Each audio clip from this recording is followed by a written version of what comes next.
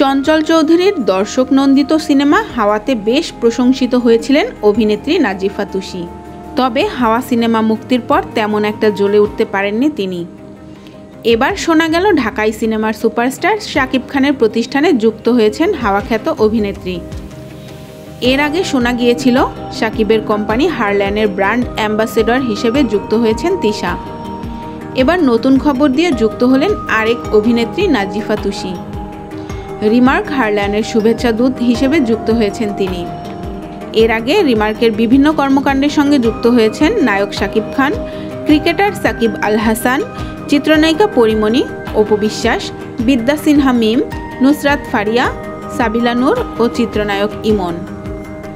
নাজিফা তুষি বলেন, লিলির মতো একটি ভার্সেটাইল ব্র্যান্ডের সঙ্গে যুক্ত হতে পেরে আমি উচ্ছ্বসিত।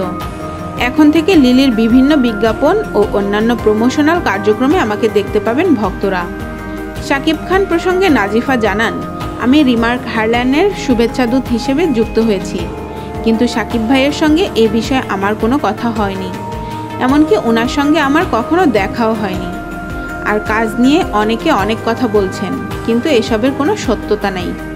তুষি বলেন, আমার সঙ্গে রিমার্ক হারল্যান্ডের ঊর্ধ্বতন কর্মকর্তাদের কথাবার্তা হয়েছে, তারাই আমাকে কাজের পরবর্তী নির্দেশনা দেবেন।